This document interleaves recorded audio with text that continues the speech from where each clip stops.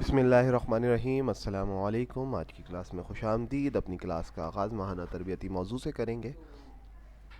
अभी इस माह का जो हमारा माहाना तरबियती मौजू है वो है वक्त ज़ाया करने से बचने की पूरी कोशिश करना। हमारी पूरी कोशिश हो कि हम रात को जल्द से जल्द सोने की तरतीब बनाएं और सुबह जल्द से जल्द उठने की तरतीब बनाएं, और उसके साथ साथ अपने वक्त को ज़ाया करने से बचें। वो चीज़ें बिल्कुल ही ना करने की कोशिश करें जिससे हमें सिर्फ़ और सिर्फ नुकसान हो। अपने वक्त को कीमती बनाएं और ज़्यादा से ज़्यादा तामीराती कामों में गुजारें, जैसे मिसाल के तौर पे मुताल्ले में और नई चीज़ें सीखने में। Class 4 subject science, lecture number 25, chapter number 8, force tools and machines, Waqas Ahmad Qasmi, teacher. अच्छा, हमने प्रीवियस नॉलेज में बात की थी कि एयर रेजिस्टेंस क्या होती है और वाटर रेजिस्टेंस क्या होती है। हमने एयर रेजिस्टेंस में देखा था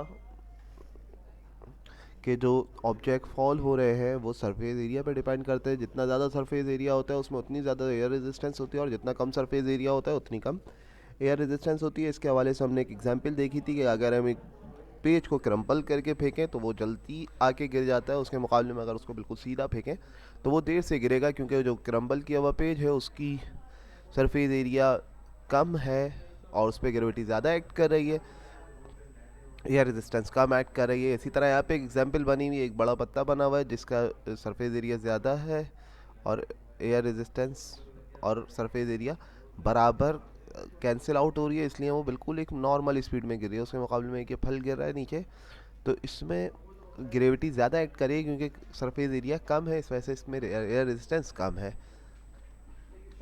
तो हमने बात करनी थी फिर वाटर रेजिस्टेंस की। हमने कहा था कि वाटर रेजिस्टेंस वो फोर्स है जो ऑब्जेक्ट को type friction force resulting from object movement in water, जब मूवमेंट करते हैं वाटर पे, जब मूवमेंट करते हैं तो उनकी वजह पानी जो उन पे फोर्स लगाती है, जो उस मूवमेंट को रोकने की कोशिश करती है, वो होती है वाटर रेजिस्टेंस। तो उसको रोकने के लिए आप स्ट्रीम लाइन शेप में अपनी कश्तियों वगैरह को, अपनी बोट और शिप को बनाते हो ताकि उससे वो वाटर रेजिस्टेंस रिड्यूस हो जाए। इसी तरह बहुत सारी फिशेस जो होती हैं उनकी जो है स्ट्रीम लाइन शेप, फ़िश की जो होती है, फ़िश की बॉडी ही स्ट्रीम लाइंड होती है ताकि वो वाटर रेजिस्टेंस को कम कर सके। इसके बाद आपका जो आज का टॉपिक है वो तस्वीर देख के क्लियर हो रहा होगा। इस पिक्चर में आपके पास सिंपल मशीन बनी हुई है। सिंपल मशीन के बारे में अभी बात करते हैं। उसमें मुख्तलिफ एग्जाम्पल्स हैं, लीवर की सूरत में, इंक्लाइन प्लेन की सूरत में, वेज की सूरत में, पुली, व्हील एंड एक्सल और स्क्रू गेज। स्क्रू या स्क्रू गेज दोनों नाम होते हैं इसके। अब मशीन, अब मशीन क्या है आज हम, अच्छा, दो के बारे में बात करेंगे इंशाल्लाह। आज हम लीवर और इंक्लाइन प्लेन को आज की क्लास में डिस्कस करेंगे, इंशाल्लाह बाकी को नेक्स्ट क्लास में डिस्कस करेंगे। Simple machine, a machine with few और नो मूवमेंट मूविंग पार्ट, या तो थोड़े से मूविंग पार्ट उसके अंदर होते हैं, किसी में नहीं होते, उसको जो है simple machine make work easier, simple machine आपके काम को आसान कर देती है।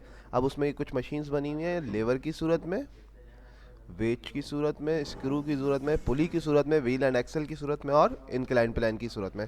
अभी हमने बात करनी है लीवर की। लीवर जो है फर्स्ट सिंपल मशीन है जो आर्चिमिडस ने 260 बीसी में बनाई थी।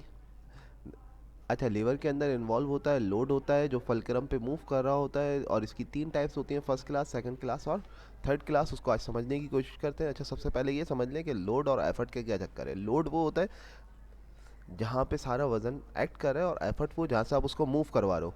फलक्रम वो जिस पॉइंट पे वो मूव हो रहा है। अगर आप इसको आगे देखें तो यहाँ पे आपके पास तीन एग्जाम्पल्स हैं। अब आप क्या करते हो, यहाँ से आपने कोई भी चीज़ काटनी है तो ये फर्स्ट, अगर आप फर्स्ट उसकी टाइप देखें, फर्स्ट क्लास के अंदर क्या है, आगे की साइड पे लोड है, बिल्कुल बैक पे एफर्ट लगा रहे हैं, और बीच में जहाँ पे ये मूवमेंट हो रही है वो फलक्रम है।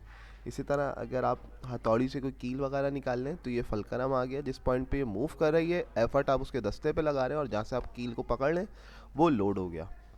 इस तरह आपके पास एक ट्रॉली है, उसमें अगर आप देखें तो एफर्ट आप बिल्कुल लास्ट में लगा रहे हैं, फलक्रम इसका जो वो है टायर है वो इसका फलक्रम हो गया, और लोड इसके बीच में रखा है।